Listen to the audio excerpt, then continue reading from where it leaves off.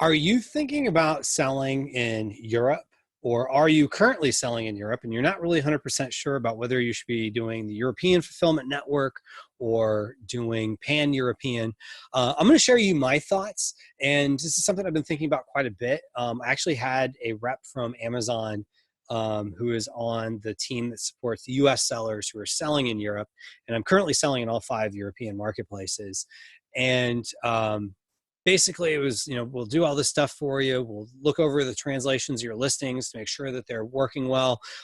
We will optimize it, have a native speaker optimize your PPC campaigns. It was all the stuff that sounded great. The one catch was I needed to switch from European fulfillment to turn on pan-European. So you may be thinking, what does that even mean? So I'm going to walk through with you the difference between the two and why one might be good, one might not be so good. And if you're just looking to get started, there's one in particular I think is the better of the two, especially if you're just getting started. So let me go ahead and pull up here on my screen Amazon's website where they're showing this. So looking at this, let's see, this is, if you're looking at growing internationally with FBA in Europe, this is kind of the path they're talking about. So here's a diagram showing pan-European. Here's the one showing European Fulfillment Network. This is what I'm doing. So the reason in both of these, they show person basically importing into the UK, because that's what most people do. It's usually the best way to start, especially if you're English speaking. Now, if you live in Germany and you're watching this, or you live in Spain and you're watching this, just start with where you're at in your own home country. But for now, we're just going to assume you're from either the UK, Canada, or the US, or outside of there, and you're a native English speaker. So best thing to do is just start going into, I mean, investing, sending your product into the UK and import it there. So use that as kind of your jumping off point. So what happens is, if you're in European Fulfillment Network, all your goods stay in the UK. And then if somebody buys it, they ship it from the UK to, one of these other countries. And you might be thinking, well, okay, that sounds good, but what is there a catch? Yeah, there is actually a little bit of a catch, because what ends up happening is they charge you higher fulfillment fees for doing it this way. Okay, well, if they're charging you higher fulfillment fees, which are usually about €1, sometimes more, sometimes a little bit less, just depends on which country, and it gets to the customer a little bit longer, so they might be less likely to buy from you if you're using European Fulfillment Network. I'm currently using European Fulfillment Network. But either way, they still get Prime. They're Prime eligible. It just might take them a little bit longer to get. Now, what happens with pan-European is you import into, let's say, the UK, and then just like in the States, where for me personally, it seems like almost every single shipment, they have me send it from here in Florida to North Carolina.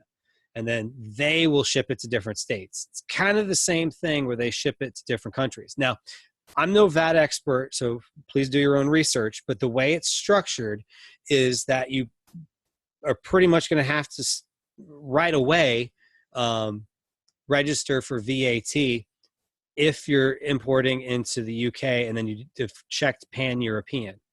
Because now all of a sudden your inventory is being housed in these other countries. That's the general philosophy. So you have to register for VAT, for value-added tax, in all these different countries, whereas doing it this way, in most cases, you'd have to be selling in you'd have to be registered for VAT and filing VAT in just the UK. So there's that regulation or compliance aspect of being in pan-European.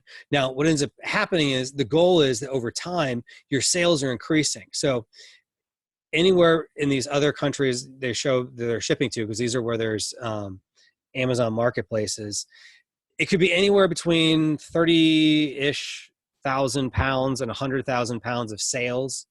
No, sorry, 30,000 euros to 100,000 euros, depending on the country that you make in that country. So, for example, in Germany, I believe it's 100,000 euros in sales. If you make 100,000 euros in sales, which is about 120,000 US in sales, then now all of a sudden you have to register for VAT, and you have to file. So there's that aspect of it that gets to be just another layer of complexity in your business. So a lot of times people will start in European fulfillment, and then they'll go to pan-European. So that's what Amazon wants me to do. And you can see why Amazon would want to do that. And if you even look at this page, you scroll down, what's the first thing you see? Pan-European, then it's European Fulfillment Network, and then it's this one, multi-country inventory, where you personally send to these different countries. That's probably more of an advanced thing. I wouldn't worry too much about this one. Most people, it's going to end up being European Fulfillment Network or Pan-European. But Pan-European is a box that you check off. European Fulfillment Network just happens. So you just basically start creating listings in these other countries, and they use your inventory from the UK. I would suggest starting out that way. Now, there is a benefit to pan-European, even if Amazon doesn't contact you about, they'll support you because maybe whatever program they're doing now isn't something they're offering. So if you look over here, this is the page where they're talking a little bit more in depth about pan-European, where it says about reaching millions of customers. You still do that with European Fulfillment Network. Provide fast, reliable deliveries. Kind of are with European Fulfillment. However, you're also with European Fulfillment Network, it takes longer. Because, just think about the logistics to go from the UK to Italy is longer than it would take to go from within an Italy to another place within Italy. So you can see why that would be different. Because a lot of, if you think about it, a lot of countries in Europe are about the size of, let's say, Texas or Georgia. So it makes a difference. Now, the real benefit, if you look down here, you see this little chart, and I'll include these as well, so for European Fulfillment Network, if you sell something in Germany, you're paying $366 for, I think this is 500 grams. So basically under a pound. It's comparable. It's not exact, but let's say under a pound. And if you're doing pan-European, it's 241 euros. So you're saving at 1.25 euros by being in pan-European, which that all adds up over time. Now, you can see why there would be the potential of okay, if I don't have to right away register for VAT, which not everyone necessarily does, so you want to check this, but if you click over here, there's actually some really good VAT resources that they have. In fact, if you wanted to, you could scroll down here, and I think it's on this page. Yeah, where it says take the VAT test. They've actually got this where you could take a test by KPMG, which is a major accounting firm that they've partnered with. And the way it works is it'll tell you whether or not you would need to, depending on your situation, register. I can tell you if you do pan-European, you have to register in all the 5 marketplaces, which you could do your own compliance, but you're dealing with countries that the person you might call and ask for help with speaks a different language. The forms might be in different languages. It's just time and complexity. So one thing they offer is actually where you could have, I don't believe it's on here, but it was something I spoke with a gentleman. Here it is. Basically, you could pay discounted rates of $400 euros. That's about almost $500 US per country. So that's about 2,000 euros, about $2,500 US to have, I believe it's KPMG or whoever their services are with. They take care of that for you, but there's a cost. So you can see how there's a cost, and then, of course, you're filing the VAT and whatnot. So don't want to get too deep in the weeds on what VAT is. I've got another video where I talk a little bit more about VAT resources, but definitely always do your own research with it. VAT can be kind of complex, but when you start understanding how it's really structured, it actually is kind of black and white. It just takes a little bit of kind of putting the puzzle pieces together and playing around with your different situations.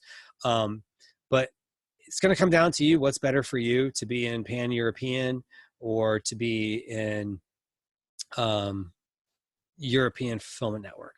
If you're not sure, start with European fulfillment network. You can always switch to pan-European later. So that's my personal opinion. So hopefully you found this to be helpful. If you don't mind, click the little thumbs up icon, and down below, leave us a comment and just let me know, if you're in Europe, what you're registered with, European Fulfillment Network or Pan-European. I've heard people with horror stories with Pan-European, but maybe some of it was just the expectations weren't set on the front end of what was involved with it. So, again, just keep taking action, keep moving forward. If you've not already, please subscribe to this channel. And if you click the little notification bell, we can make sure to let you know when other videos come available. So thank you for making it all the way through. I wish you the best in your e-commerce journey. And if you're expanding into Europe, I wish you all the best in that. So take care and have a great day.